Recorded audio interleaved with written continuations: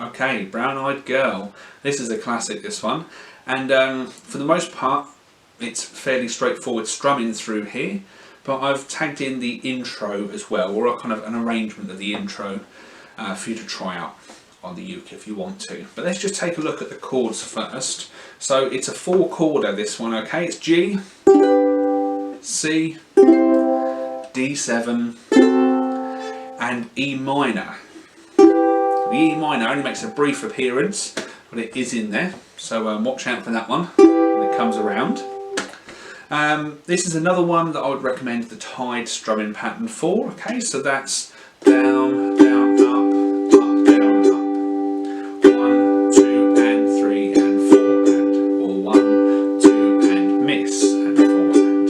Okay, so hopefully you've seen that one before. It's a great pattern. Keep that going the whole way through.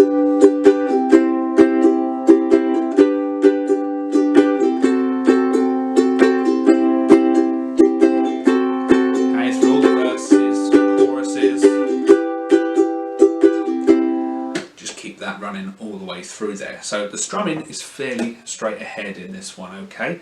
The challenge in that will be kind of changing chord every bar, and if you're new to the E minor, then maybe tackling that one.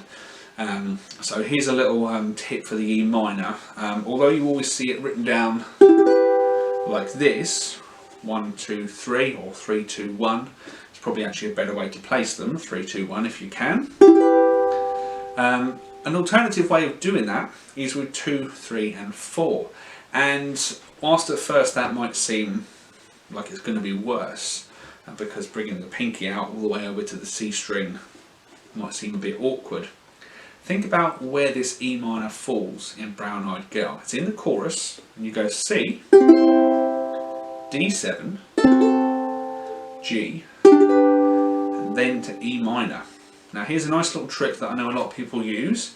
If you're going from G to E minor, from here on G, if this pinky comes across to the 4th fret on the C string, that finger's now redundant because the pinky's in front of it.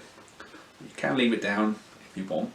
Look, there's my E minor, there's G. All I need to do is add the pinky, and I'm at E minor. G, E minor. So that's a nice little trick that I know a lot of people use for their G to E minor changes. That might not always work for you because you might be going to E minor from a different chord. So you might have to use the 1, 2, 3 as well. But try that one out. If you've not tried it before, have a go at doing G and bringing that pinky over. If you can crack that move, it's actually quite a nice one. And it can pay off into a lot of other songs. And if you can get a bit dexterous with that pinky, you can even use that sort of rock and roll, sort of bluesy kind of stuff as well, okay? But it requires that pinky to do a little bit of kind of weightlifting and get itself into shape. So try that out if you like there. And really that's all there is to say about strumming in this one and the chord changing. Let's take a little look at the intro and how I've arranged this for you. There's a few different ways you could actually approach this part, but rather than be played in double stops or 2 notes at a time like it is on the record on the guitar, I've arranged it for just single notes, and I've got you starting here at the 3rd fret on the E string. And if we do it this way, you actually get the same pattern across 2 strings to use here. So watch this, you're going to do 3, 5, 7, 5, 3. Okay, with that rhythm. Da, da, da, da, da. Nice thing about doing it this way then is you can do exactly that same thing down on the A string and then move back. So that's 3/4 of the intro right there, with really just one pattern to play. You just transpose it across the strings.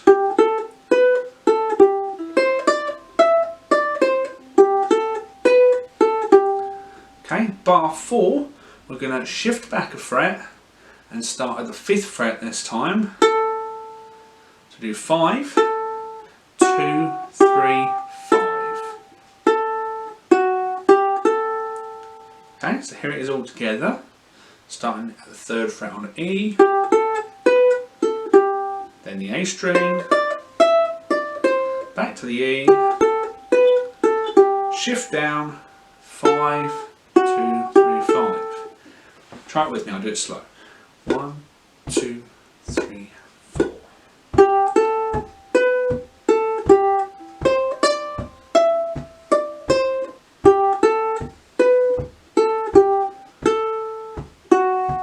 Again, start the right string.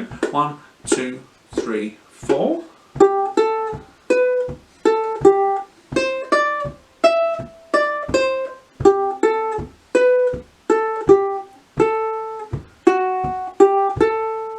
Okay, there we go. So that's quite a nice little arrangement of that, I think, that's hopefully not too tricky to start with. Notice there how I was trying to play each fret with a different finger, and I wasn't chasing those notes around with one finger. It's actually making a lot more work for yourself, and it will never sound as good chasing that around, okay, as it will if you do multiple fingers. And notice there how when I move across, I'm actually leaving the previous fingers down. And try and get those fingers to stretch across the strings and hold their positions, and that's easier for going sort of up and down through those positions. Okay, there's a couple of different ways you can approach those, so you don't have to do it exactly the same as me, but those are the notes to try and hit on your way through. So you could play that once at the start, or you could play it twice like it is on the record, and then you'll be off into your strumming. So there we go, it's a little bit of Brown Eyed Girl for you. Have fun.